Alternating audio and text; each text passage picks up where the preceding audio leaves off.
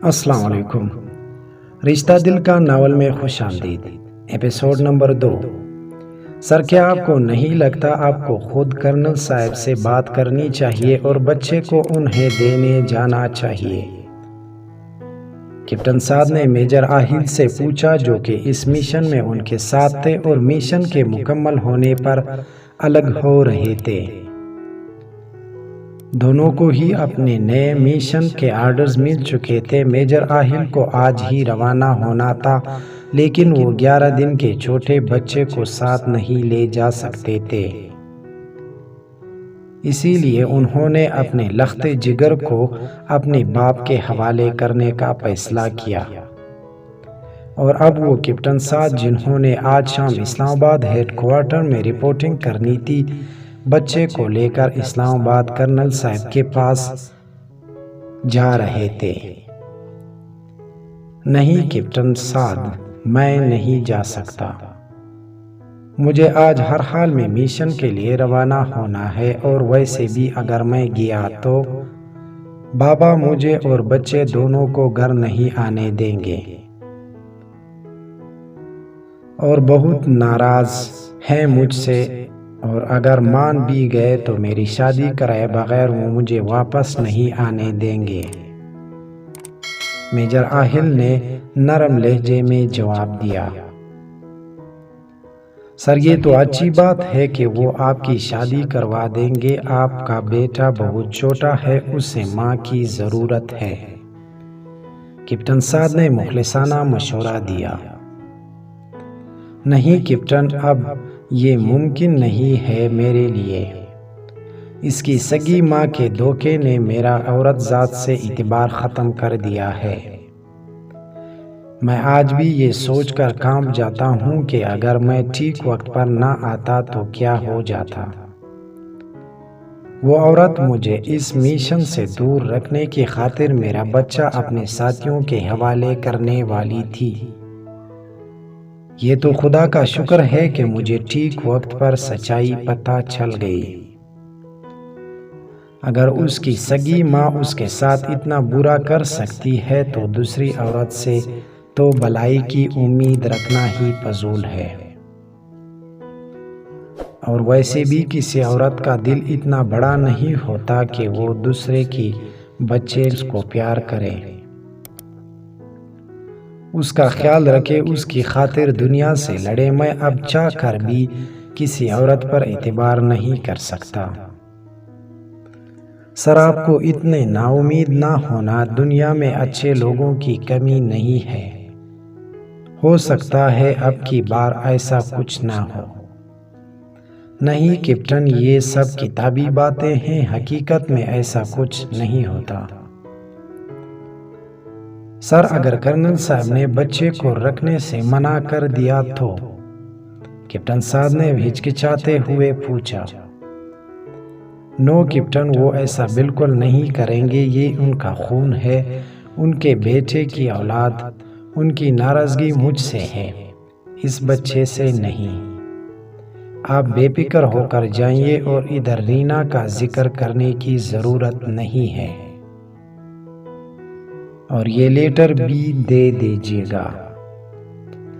Major کے ساتھ ہاتھ سے لیٹر لے کر کیپٹن سعد نے اپنی جیکٹ کے جیب میں رکھا اور بچے کو لینے کے لیے ہاتھ بڑھائے۔ میجر آہل رضا نے بچے کے ماتھے پر بوسہ دیا اور کچھ سیکنڈ کے لیے اسے سینے سے لگایا اور کیپٹن کی طرف بڑھا دیا۔ حوریہ نے جیسے ہی اپنے چاچا کو اپنی طرف بڑھتے دیکھا، جلدی سے رکشے میں بیٹھ گئی اور اس سے یہاں سے دور جانے کا کہا۔ بھیا تھوڑا تیز چلاؤ نا۔ حوریہ نے بار بار سر رکشے سے باہر نکال کر پیچھے موٹر سائیکل پر سوار اپنے چاچا کو دیکھتی اور پھر رکشے والے کو تیز چلانے کا بولتی۔ ٹریفک زیادہ ہونے کی وجہ سے اس کا چچا ابھی تک اس سے دور تھا، لیکن وہ اس سے دیکھ سکتا تھا۔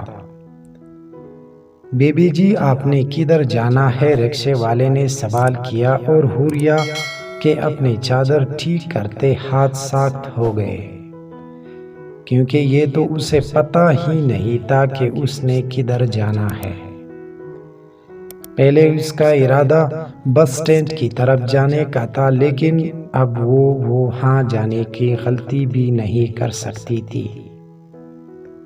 اس نے رکشے والے کو آس پاس بنے رہائشی ایریا کی طرف جانے کا کہا اور ایک گلی میں جا کر رکشے والے کو کرایہ دے کر اتر گئی۔ اب وہ مختلف گلیوں میں تیز تیز چل رہی تھی، تبھی اسے اگلی گلی سے موٹر سائیکل کی آواز آئی اور وہ ڈر کر ساتھ والے گھر میں داخل ہو گئی، جس کا بڑا سا گیٹ تھوڑا سا کھلا تھا۔ گیٹ کے باہر لگی نیم پلیٹ پر بڑے بڑے حروف میں کرنل احمد رضا لکھا ہوا تھا۔ موٹر سائیکل کے گزرنے کے بعد بھی وہ کچھ وقت تک کھڑی رہی۔ حوریہ نے باہر جانے کے لیے قدم بڑھائے ہی تھے کہ اسے کھلے دروازے پر فوجی یونیفارم پہنے ایک نوجوان کھڑا نظر آیا، جس نے کمبل میں لپیٹا ایک بچہ اٹھا رکھا تھا۔ حوریہ کو دیکھتے ہی اس نوجوان نے کہا، السلام علیکم، میرا نام کیپٹن سعد ہے، کیا کرنل صاحب گھر پر ہے؟ کیپٹن کے سوال پر بے اختیار حوریہ کا سر انکار میں ہلا، گھبراہٹ کے مارے اس سے کچھ بولا بھی نہیں جا رہا تھا۔ حوریہ کے جواب نے کیپٹن کو تھوڑا مایوس کیا، لیکن وہ پھر سے گویا ہوا سیم تو ہوگا، اسے بلا دیجیے۔ اس بار حوریہ نے جان بوجھ کر سر نہ میں ہلایا اور کہا، اس وقت گھر میں میرے علاوہ کوئی بھی نہیں ہے، آپ پلیز شام کو آ جائیے گا۔ وہ نہیں چاہتی تھی کہ اس کے جانے سے پہلے کوئی اس گھر سے باہر آئے اور وہ کسی مصیبت میں پھنسے۔ دیکھیے محترمہ، میں بہت جلدی میں ہوں اور دوبارہ نہیں آ سکتا، آپ پلیز ایک کام کیجیے، یہ میجر راہل کا بیٹا ہے، کرنل صاحب آئیں گے تو آپ انہیں دے دیں، اور یہ لیٹر بھی میجر کرنل صاحب کو دے دیجیے، میں چلتا ہوں۔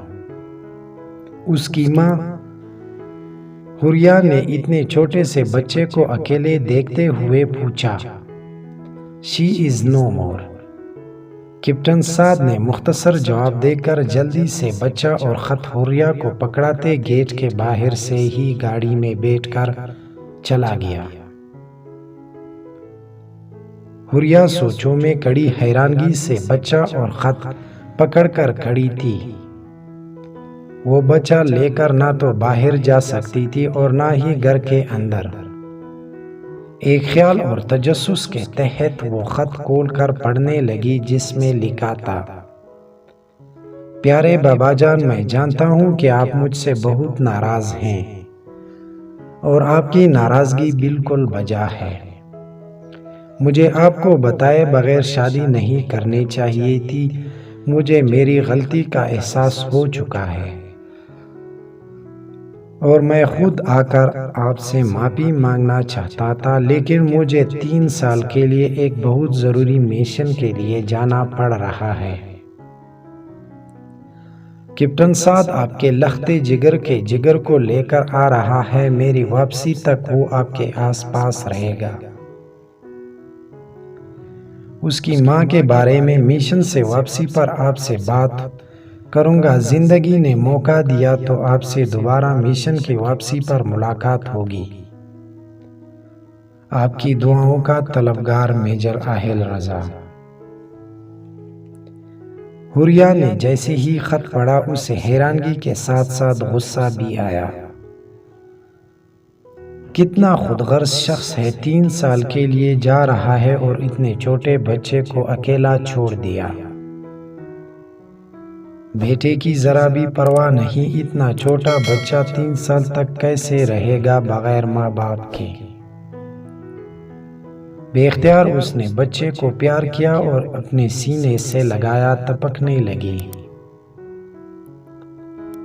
اس وقت اس بچے سے ہی بہت ہمدردی محسوس ہو رہی تھی، اور ابھی تک وہیں گیٹ کے پاس کھڑی تھی کہ گھر سے ایک خوش شکل سا نوجوان باہر نکلا اور حوریہ کو دیکھ کر چونکتے ہوئے پوچھنے لگا، آپ؟